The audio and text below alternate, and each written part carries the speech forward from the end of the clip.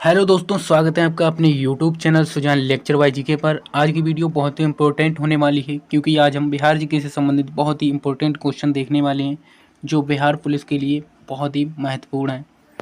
तो चलिए वीडियो को स्टार्ट करते हैं। वीडियो स्टार्ट करने से पहले चैनल को सब्सक्राइब कर लीजिए और वीडियो को लाइक कर लीजिए।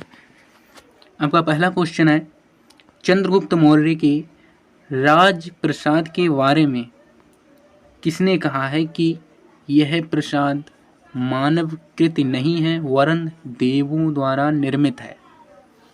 इस सवाल का सही जवाब होगा वी फाहियान। नेक्स्ट क्वेश्चन है, किस शासक ने गया के निकट बराबर की पहाड़ियों में आजीविकों के लिए गुफाओं का निर्माण करवाया था? इस सवाल का सही जवाब होगा सी अशोक। नेक्स्ट क्वेश्चन है, गया के समीप नागार्जुनी की पहाड़ियों में प्रसिद्ध गोपी गुफा का निर्माण करवाया था? किसने करवाया था? इस सवाल का सही जवाब होगा डी दशरथ ने। नेक्स्ट क्वेश्चन है, मौर्यकालीन चामरग्राहिणी यछि प्राप्त हुई है? इस सवाल का सही जवाब होगा ए दीदारगंज पटना में। नेक्स्ट क्वेश्चन है, बिहार के किस स्थान से मौर्य काल में बने जैन तीर्थंकरों की प्रतिमा प्राप्त हुई है? बी लोहानीपुर पटना।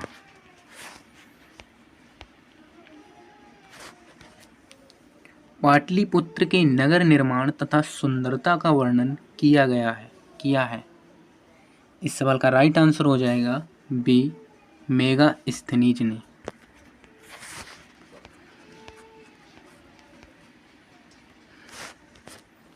पाटलिपुत्र को किस शासक ने सर्वप्रथम अपनी राजधानी बनाया? सी चंद्रगुप्त मौर्य।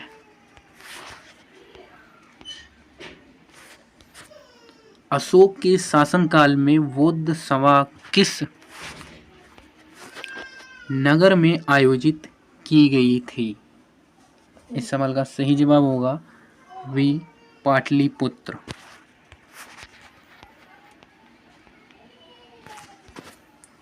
किसके शासनकाल में निम्न के राजा मिस्र के राजा फिलाडेल्फस टालमी द्वितीय ने डिफाइनिसियस नामक राजदूत को पाटलिपुत्र भेजा था? इस सवाल का राइट आंसर हो जाएगा बी बिंदुसार।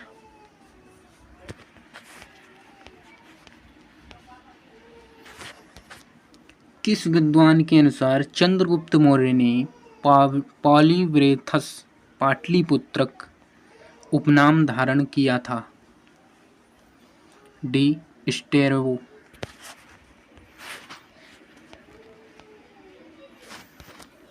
यूनानी दूत डिमाक्लस का आगमन मगध के किस शासक के दरबार में हुआ?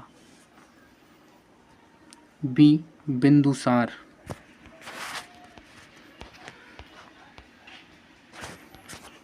केवल वही स्तंभ जिसमें अशोक ने स्वयं को मगध का सम्राट बताया है?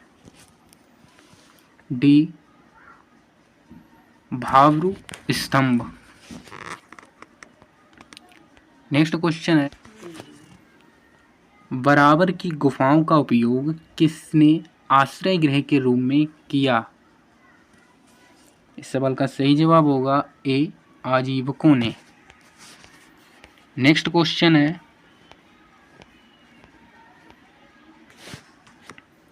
बराबर की गुफाओं का उपयोग, ये तो हो चुका है। नेक्स्ट क्वेश्चन देखते हैं, अशोक की राजधानी कहाँ थी? बहुत ही इंपॉर्टेंट क्वेश्चन है, अशोक की राजधानी कहाँ थी? इस सवाल का सही जवाब हो जाएगा ए पाटलिपुत्र।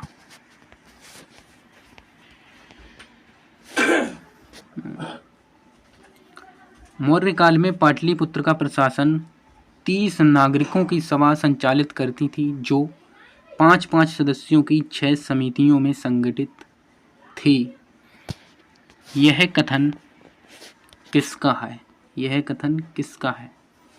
इस सवाल का सही जवाब होगा सी, मेगास्थनीज का। मेगास्थनीज का। मौर्य प्रशासन के संबंध में कौन सा कथन सही है?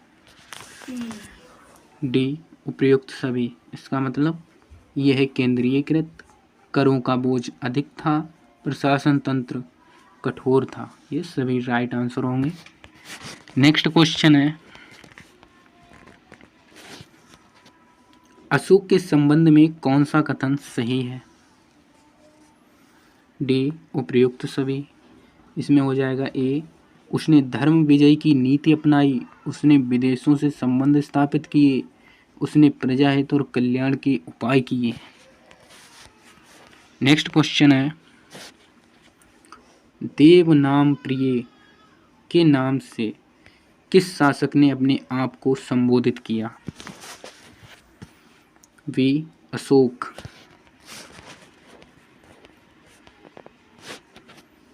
धम्म महामात के कार्य क्या थे? डी, उपर्युक्त सभी। धम्म नीति, क्रियान्वयन, लोगों के बीच दान वितरण, जन कल्याण के उपाय। नेक्स्ट क्वेश्चन है,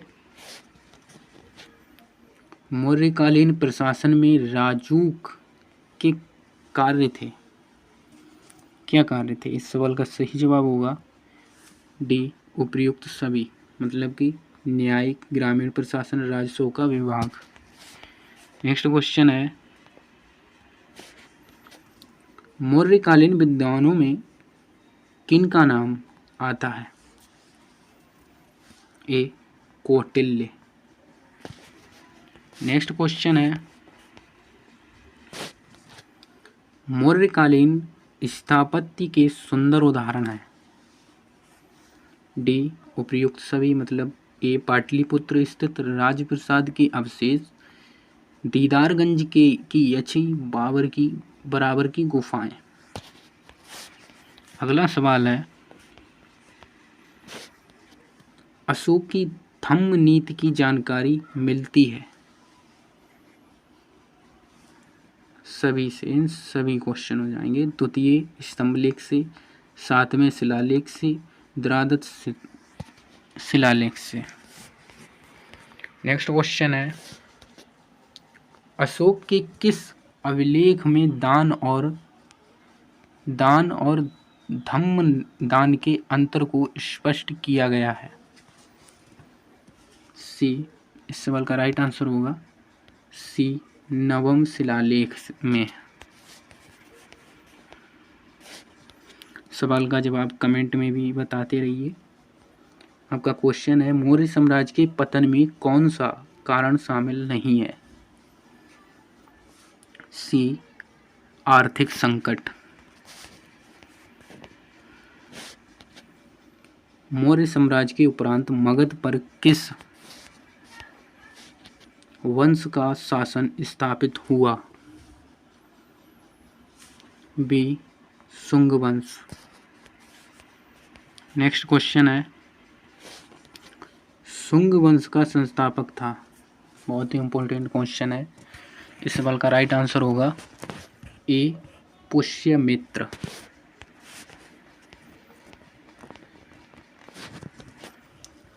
किस शुंग शासक ने पाटलिपुत्र में स्थित कुकुटराम विहार को 3 बार नष्ट करवाने का प्रयत्न किया? सी, पुष्यमित्र। नेक्स्ट क्वेश्चन है, पाटलिपुत्र पर यवन डेमेट्रियस का आक्रमण किस वंश के शासक के समय हुआ? डी, शुंग वंश। पाटलिपुत्र पर डेमेट्रियस का आक्रमण कब हुआ था? इस सवाल का सही जवाब हो जाएगा ए, 185 ईस्वी पूर्व में।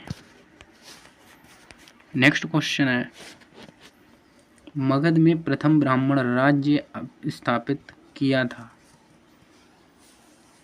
सी पुष्यमित्र ने।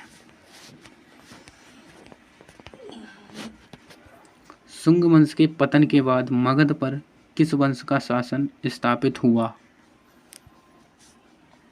सी कांडव वंश।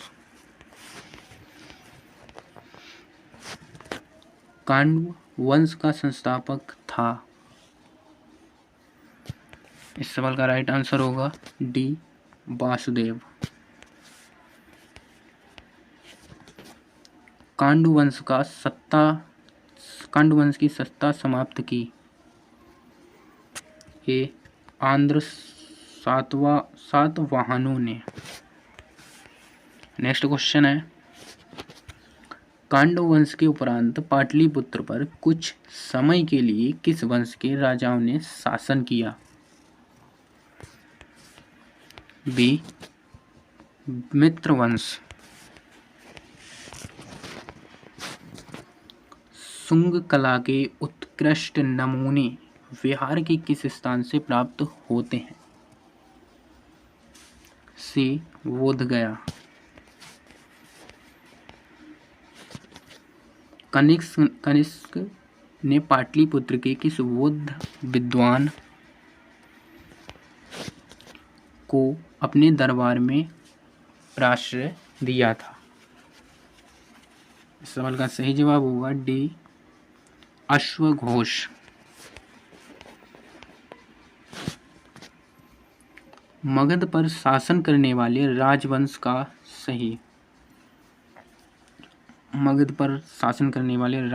कौन है? इस सवाल का राइट आंसर होगा ए हर्यक, शिशुनाग, नंद, मौर्य, शुंग, कांडव।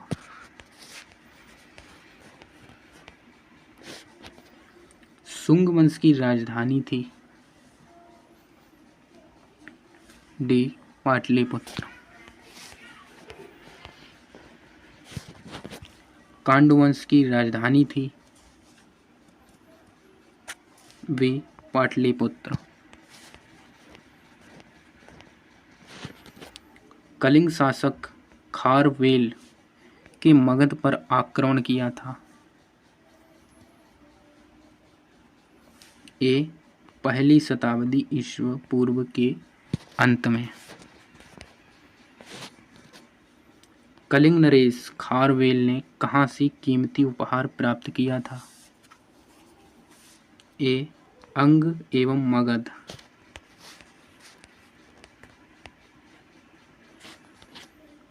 कुषाण साम्राज्य के पतन के उपरांत संभवतः मगध पर शासन रहा। बी लिच्छवाइयों का। गागरी संहिता में पाटलिपुत्र पर यवनों के आक्रमण का उल्लेख है। यह आक्रमण किसके शासनकाल में हुआ? सी पुष्यमित्र शुंग।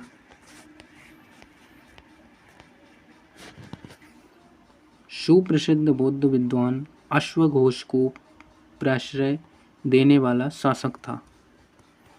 वी कनिष्क।